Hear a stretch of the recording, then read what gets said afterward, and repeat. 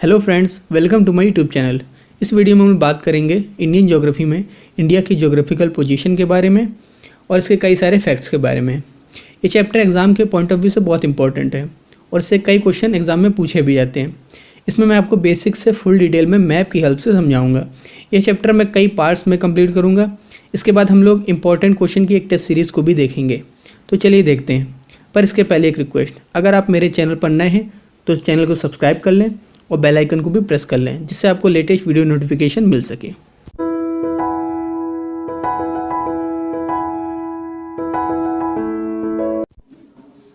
तो सबसे पहले देखते हैं कि इसका नाम इंडिया कैसे पड़ा।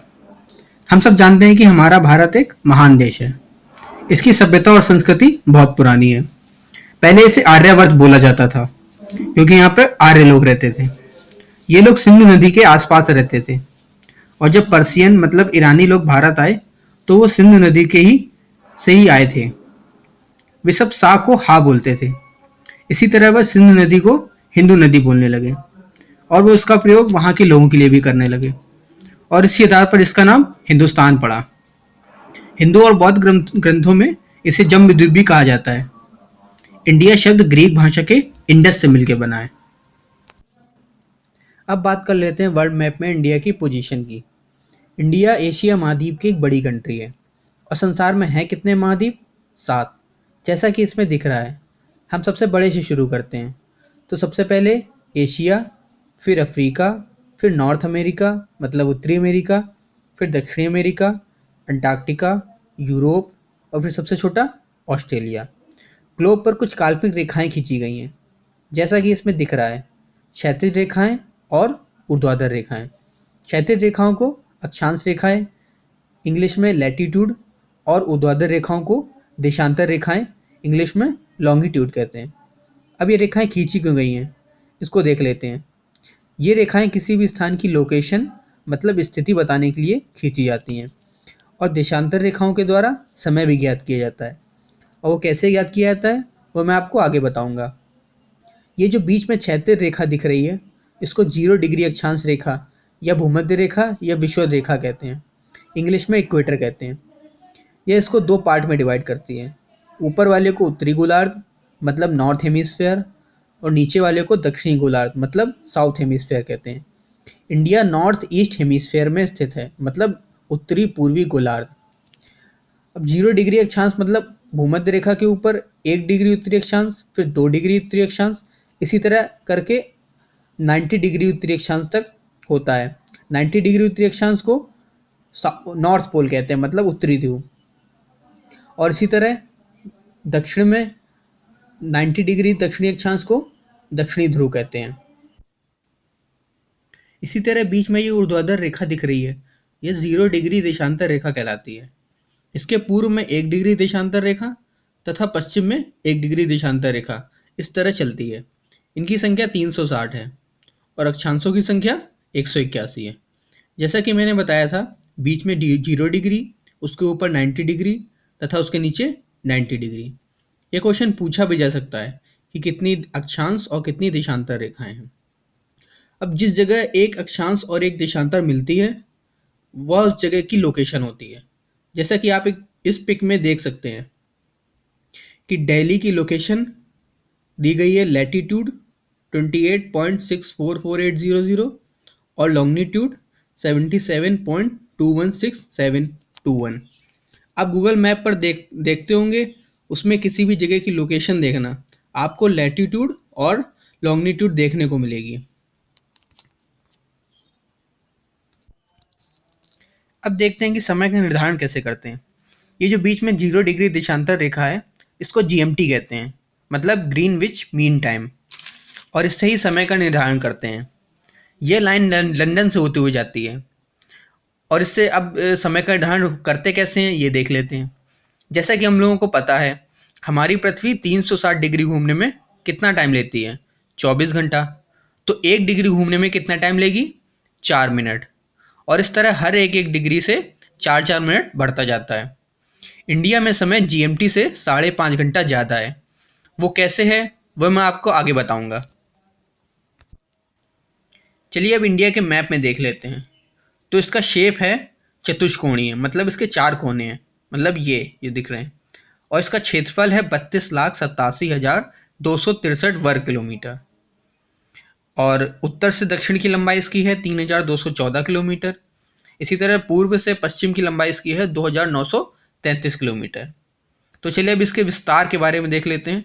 तो इसका विस्तार दक्षिण में 8 डिग्री 4 सेकंड से, उत्तर में 37 डिग्री 6 मिनट उत्तरी अक्षांश है। उत्तरी अक्षांश क्यों? क्योंकि पृथ्वी उत्तरी पूर्वी गोलार्ध में ही स्थित है। तथा इसी तरह पश्चिम में 68 डिग्री 7 मिनट से, पूर्व में 91 डिग्री 25 मिनट उत्तरी पूर्वी देशांतर है। तो चलिए इसका उत्तरतम बिंदु देख लेते हैं, मतलब नॉर्थ ईस्ट पॉइंट। इसका north east point Jammu Kashmir में इंदिरा कॉल है। इसी तरह दक्षिणतम बिंदु मतलब साउथ ईस्ट पॉइंट, ये इंदिरा पॉइंट है जो ग्रेट निकोबार में स्थित है। इस पॉइंट को पिग्मेलियन पॉइंट भी कहते हैं। और मुख्य बिंदु का दक्षिणतम बिंदु है कन्याकुमारी, मतलब जो मेन लैंड है ये इंडिया का, इसका लास्ट बिंदु। कन्याकुमारी सनराइज और सनसेट के लिए फेमस है। और देख लेते हैं पूर्वी बिंदु। तो पूर्वी पॉइंट है अरुणाचल प्रदेश में किबिथू, इसको वलांगू भी कहते हैं। और इसी तरह पश्चिमी पॉइंट है गुजरात में गौहर मोथा, ठीक है। और जम्मू कश्मीर में ये यहाँ से एक लाइन दिख रही है, इसको एलओसी कहते हैं, मतलब लाइन ऑफ कंट्रोल। इसके उस तरफ पीओके है।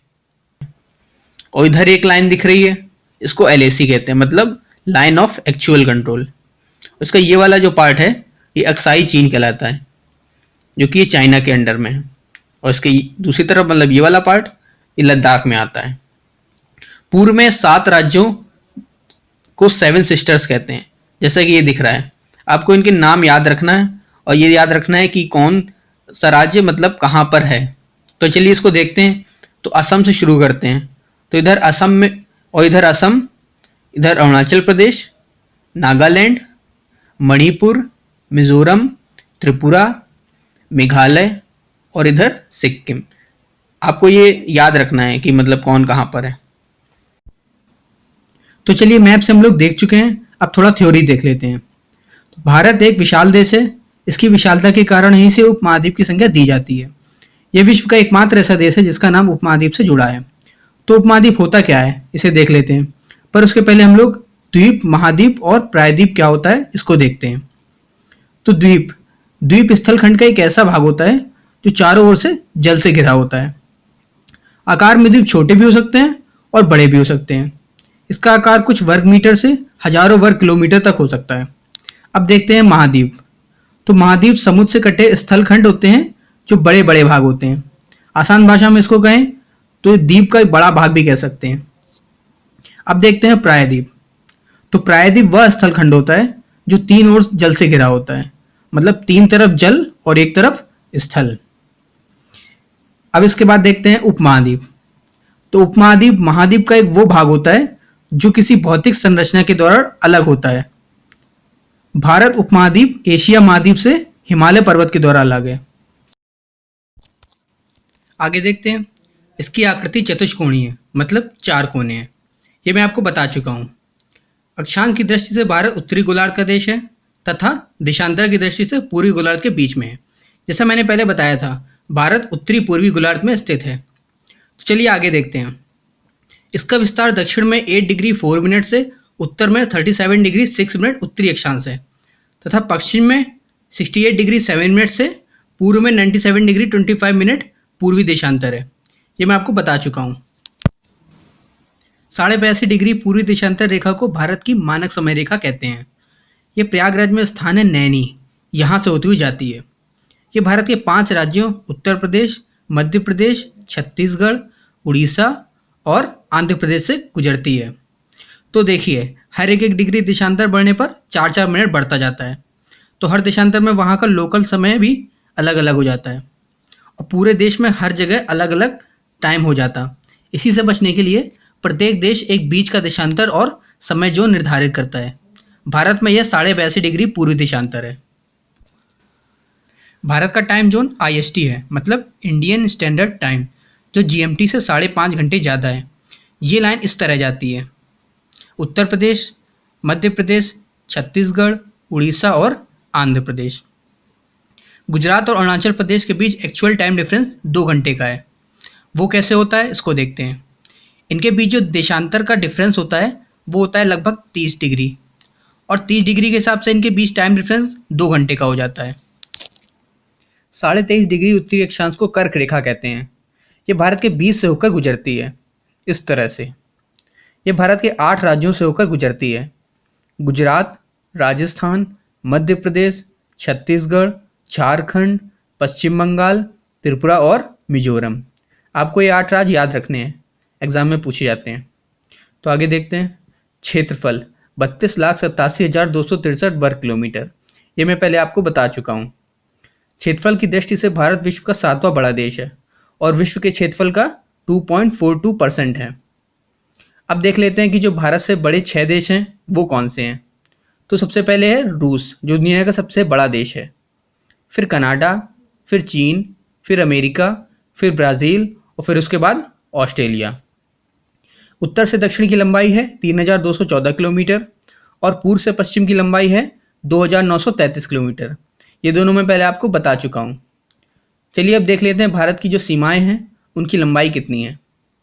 तो स्थल सीमा की लंबाई है 15,200 किलोमीटर, ये पिक में इधर। और तटीय सीमा की लंबाई है 6100 किलोमीटर, तटीय सीमा है ये। द्वीपों को मिलाकर तटीय सीमा की लंबाई है 7,516.6 किलोमीटर। मतलब भारत में कुछ द्वीप भी तो हैं, जैसे लक्षद्वीप, अंडमान और निकोबार द्वीप, तो इनकी सीमाओं को मिलाकर कुल तटीय सीमा है 7,516.6 किलोमीटर।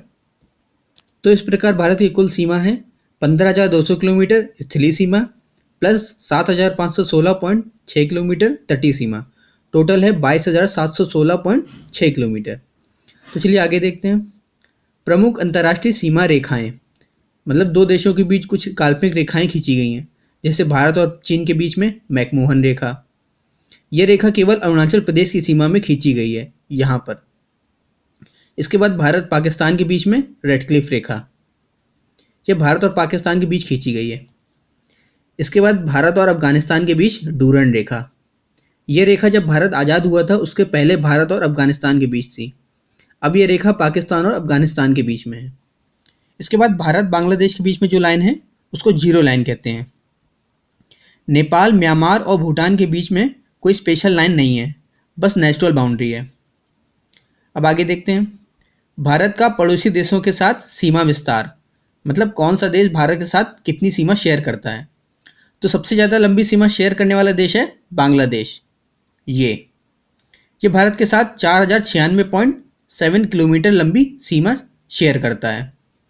उसके बाद दूसरे नंबर पे आता है चीन।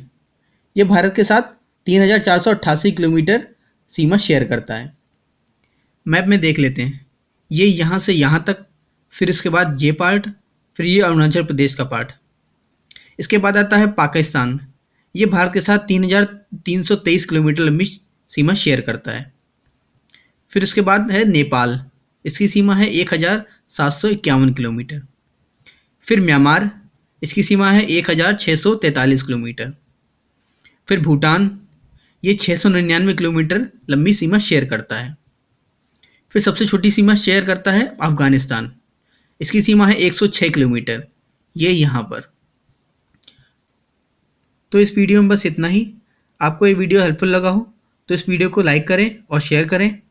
इसके आगे मैं सेकंड पार्ट में बताऊंगा। तो मिलते हैं अगले वीडियो में, तब तक के लिए बाय।